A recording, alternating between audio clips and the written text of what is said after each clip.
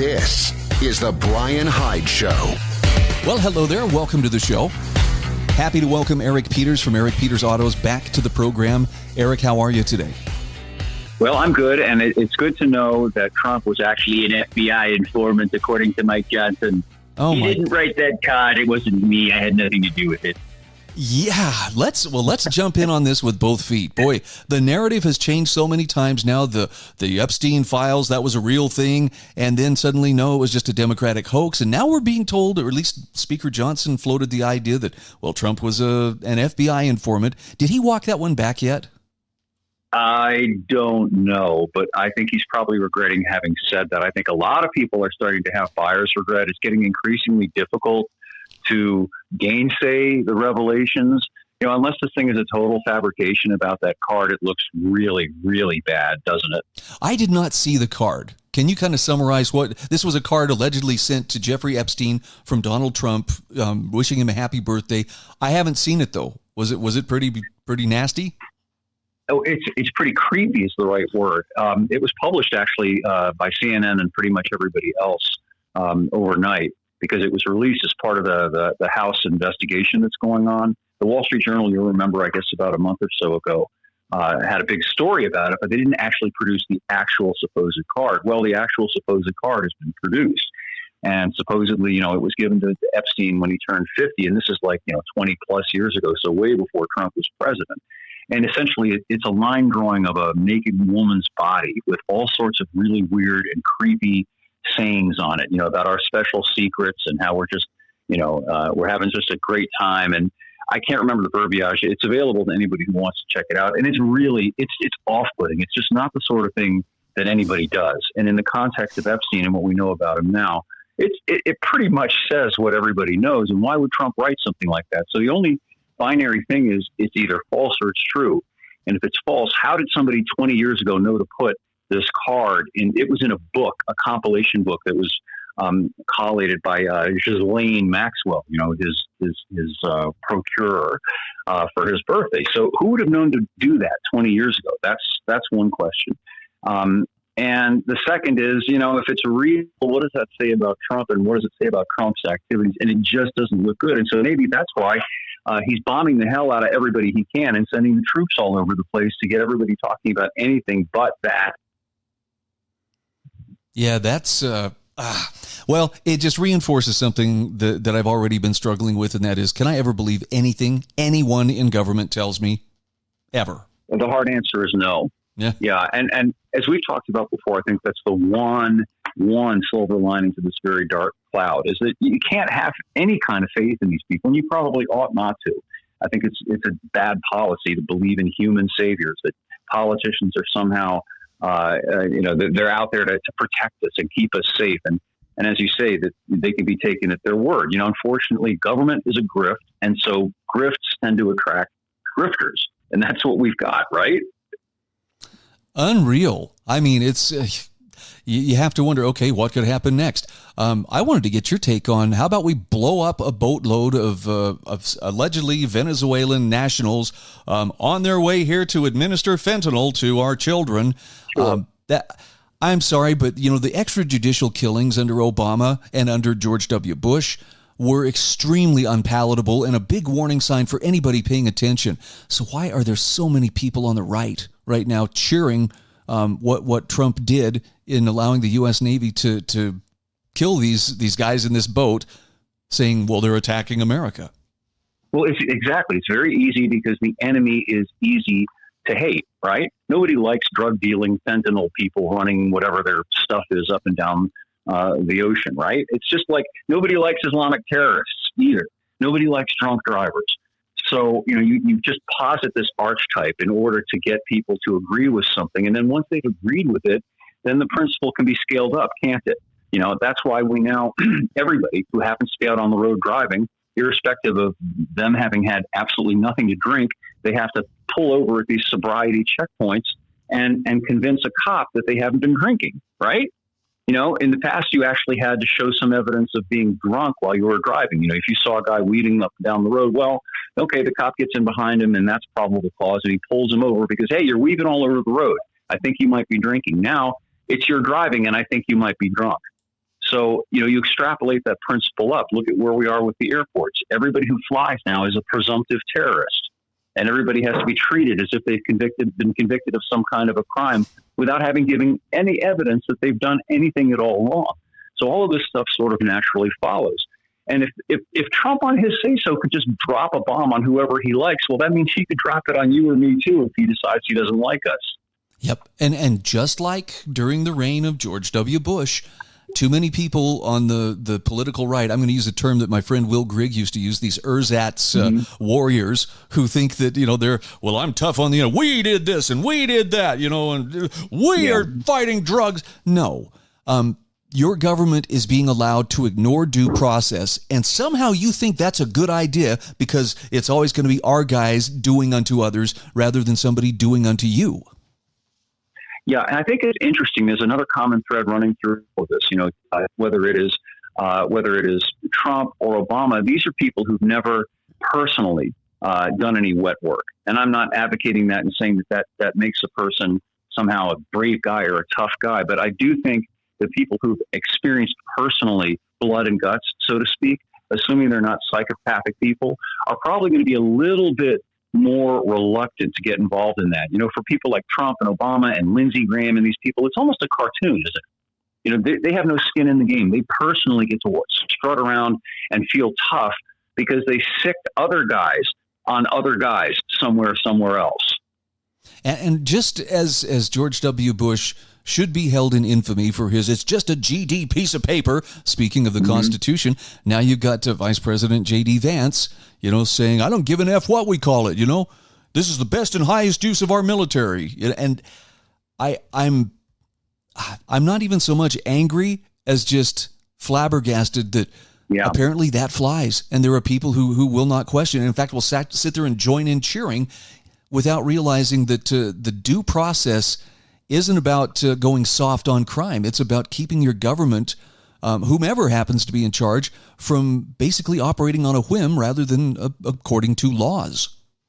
Yes, but now you're talking about principles, and therein lies the rub. The other day, we live in a utilitarian kind of a Babbitt type of country, and this brings up a subject that I think ties into this. Trump was talking out of both sides of his mouth again about the vaccines. And in this case, he was kind of going at RFK Jr. about them and saying that, well, they work. It's just simple. They work. They're effective. And basically saying people should be forced to take them because they work. And that's a utilitarian argument. The principled argument is, wait, people have a right to decide whether to submit to a medical procedure. And that's a medical procedure. It doesn't matter whether it works. That's a tangential issue. You respect people's sovereignty, that they have the right to make these decisions that affect them for themselves. It's not about some caudillo, some guy saying, well, I say they work, and so because I say it works, we're going to do it. And that's the theme that runs through our politics now, unfortunately. It's been interesting, too, to see some of the people who are maybe a little more prone to sophistry trying to point back, well, those of you who are concerned, I think they were taking particular aim at Senator Rand Paul, who was like, have you ever read To Kill a Mockingbird, and understand the importance of due process? And they're saying, well, how much due process did Thomas Jefferson give the Barbary pirates? And they're muddying an issue which they may or may not even know anything about. I just want to recommend, if you want to really get the straight scoop on what Thomas Jefferson did in response to Barbary pirates attacking U.S. ships after, I forget what the name of the leader in Tripoli at that time, I forget what his title was, but he declared war on the U.S. because they wouldn't pay tribute. But Jefferson still went to Congress before authorizing any kind of offensive military action. And, the 10th Amendment Center, they've got the receipts. They've got the actual chapter and verse. This is what Jefferson said. These are the official, proclamations and proceedings. And it's just so curious. We're in danger of throwing away one of the greatest protections that we have from predatory government in the name of, yay, we're kicking butt. Well, that's just it. More fundamentally, people of that generation, of Jefferson's generation, these were very well-read, very thoughtful men, who knew the classics, who knew their history, and viewed the world through that prism. We now have people who are, just anti-intellectual is the right word. They regard people who think and read as somehow being kind of Poindexter type people. They're men of action. They know what to do. Their gut tells them. I loathe that word when I hear some politicians say, well, my gut told me. No, how about using your brain? A gorilla has a gut. A gorilla acts in accordance with whatever rage or fear it happens to feel at the moment. We're supposed to be men, and men are supposed to be reflective and thoughtful and not behave like apes. Well, I hate to see the bloodlust growing, and it's just illustrating that people are very easily led, especially when you have some enemy at the gate, so to speak. It's whomever the person in power designates. What a dangerous place to go. And I just fear that there are not that many people who actually see it. No, they don't. And particularly on putatively our side. And this brings me to another issue that I thought we might talk about, which is Trump floated the idea of decreeing that trans people, people who are sexually ambivalent or confused, be debarred from owning firearms because they're mentally ill. And he's correct in that, in the sense that a guy who thinks he's literally a woman, I'm not talking about just, hey, I'm wearing a dress because I think I look cute in a dress, but I know I'm still a man and I'm wearing a dress. I'm talking about the people who insist that they actually have somehow transitioned into the opposite sex. Yes, they're mentally ill. Just as a person who literally thinks he's Napoleon and demands that you address him as emperor is mentally ill. And people like that probably ought to be kept as far away from guns as possible. But the danger is giving the government the power to decide who is mentally ill. Again, this is about reading history and knowing things. In the old Soviet Union, they pathologized anybody who criticized the Soviet government. If you didn't like communism, it wasn't that you were a political heretic, is that you were mentally ill, and they actually put people in mental hospitals for criticizing the Soviet government. And that's the danger here. Right. The camps that they were sent to were for the purpose of getting their minds right. Yep. Wow. Exactly. So, this is another thing, you'll find the red hats cheering, yeah, we can't have those trannies getting guns. And it's such an emotionally difficult issue because, we just had this guy who shot up the Catholic school and killed some kids. And, anybody who hears about that is like, God, that's awful. We got to do something about that. Well, the absolute wrong thing to do is to give the government the power to decide who is and is not mentally ill. No, I'm with you on that. And this is how you can tell people who actually understand the principles and practices of freedom, of which due process is part of that. If you deny someone due process, you are basically setting the stage for someone at some point to come in and operate against you without due process. Yep. It's ironic, isn't it? Principles actually do apply, even if you don't want them to. And that's a fine example of it. Let's talk for a moment, too, about, one of the things that really struck me is, people saying, well, then how are we going to stop, if these trans people are so crazy? Not everyone is, but apparently there are some that really have twisted off. And, I think 9 of the last few high-profile mass shootings were at the hands of gender-confused individuals. Yeah. Having said that, I would still much rather that every person have access to and the ability to be armed and to defend themselves until they have been adjudicated, unfit, in which case they really shouldn't be in society if they're that dangerous. I agree. Actions matter. And there's another thing that I think would be of benefit, which we no longer are allowed to have.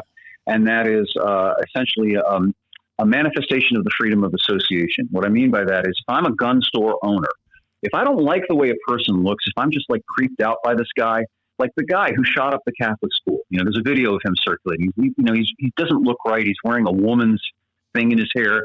Maybe I don't want to sell guns to that guy because maybe I don't feel right about it. Maybe I don't want to, there's something about it that's not kosher. Unfortunately, that's illegal. It's a violation of the civil rights.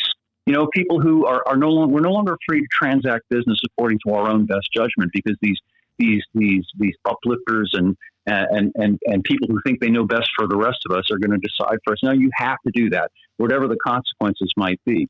So I think that combined with what you're talking about, deal with people when they act and punish them severely when they act. I think we've been far too lax with all sorts of violent crime. People who do violent crime, whether with a gun or otherwise, they ought to be severely punished for that because there's simply no excuse for it. You take that bad, probably 13% or so of the population out of circulation, and most of the problem goes away. This also makes, I think, a very strong case for why it is in the interest of every person who is willing to shoulder the responsibility to be armed and trained and able to defend themselves and those they love. The murder of the young Ukrainian woman in Charlotte, North Carolina, I wanted to get your take on that. I've got mixed feelings. I mean, on the one hand, it's very telling that the New York Times still has yet to say a word about her death. Whereas if the roles were reversed, if a white dude walked up and stabbed some black girl in the neck 3 times and then walked out with her blood dripping off his hand, saying, "I got that black chick," because this guy did say, "I got that white girl." Yeah, he did. He did. Well, there wouldn't be any race riots if it were that thing, if that were the case. But for me, the most appalling thing about it, I saw a video that showed the whole thing going down. And it showed not just the guy and the poor girl who was killed. It showed a subway car full of people, including men, who simply stood there while this guy did what he did. Yep. And several of them looked to me like pretty sizable guys. They made no effort whatsoever to either help that poor girl or to do something about that creep, armed or not. And it's a failure of us as a society. Men are no longer men, unfortunately. There's still some out there, but this sort of thing would not have happened in an earlier America. Men would have acted and restrained that guy and maybe even prevented that poor girl from being killed. Yep. There's a wonderful lesson there. Unfortunately, it's a painful lesson about situational awareness. And, pictures have now come out of this young girl with, laying in her bedroom on her phone, and behind her on the wall is a Black Lives Matter poster. Yeah, I can't breathe. She was on the team there. It didn't matter. She was. And she was also oblivious. I just broke my heart to see it. You watch her get on the subway. She's, her face is in her phone. She's, I think, got earbuds in, and she's just totally preoccupied with that thing in her hand and paying no attention at all to what's going on around her, and was thus rendered totally vulnerable. If she'd had any situational awareness, maybe she would have walked in that thing and looked around, seen people that maybe she shouldn't sit near, and sat somewhere else, or not gotten in the train at all. Again, I'm not blaming the victim, but there is something about being responsible for yourself and not going into bad neighborhoods, not putting yourself in situations where this sort of stuff can happen. And you don't have to be, trained like a Green Beret to be able to protect yourself. In fact, most of the time, you don't even have to engage in any kind of, defensive action, pulling a gun or pepper spray or going, hands on with somebody. If the person who is looking for a victim perceives that, this person looks like trouble, they're going to go on to somebody who looks more like food. And in her case, she looked like food to a predator who was sitting directly behind her. I mean, again, I'm not like you. I'm not blaming the victim, but good heavens, if you ever needed some reinforcement of, should I consider defending myself or being capable of defending myself? Well, there it is. Yep. These days, when you're out in public, keep your eyes open, keep your head on a swivel, look around you, be aware of what's behind you, what's to the side of you. That's not paranoia. It's just common sense. Agreed. And yet to say such a thing, people say, well, you're being bloodthirsty, encouraging people, to be armed and, to be ready to spring into action. But that's the one thing that I, like you, I looked at all those people who just sat there and watched. They were just spectators. Where was one person with the backbone to stand up and end that attack? Sure. And, this brings us back circle to the whole gun control thing. Probably that subway was a gun-free zone where honest and decent people are debarred from legally carrying a gun with them. I can assure you, and you're probably with me on this because you live in a similar area, that sort of thing doesn't happen where I live. Nope. Because you can count on, in any group of 20 people, wherever you go, at least one or two of them are probably carrying. And the scumbags know that. And that's why they don't do things like that in my area and your area.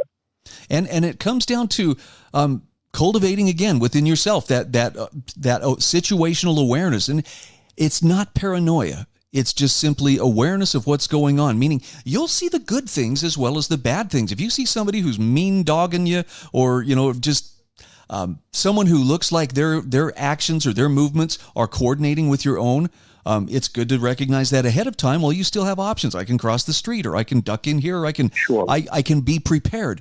But it's the people whose faces are buried in their phone, and, well, he just came out of nowhere. No, he came out of somewhere, but you weren't paying attention to pick up on those indicators. Yeah, back in the 90s when I worked for the Washington Times, the Times is located in a bad part of Washington near Anacostia, for those who are familiar. And, I typically went to work very early in the day, like, 4 or 5 o'clock in the morning. There are a lot of sketchy people out in Washington around that time of the morning. And here I was driving brand new cars with out-of-state plates because they were press cars. So, I made a point, like when I was coming up to a light, to make sure I had room to maneuver. And, I always put enough distance between me and the vehicle ahead that if I had to get out of there, I had a way to get out of there.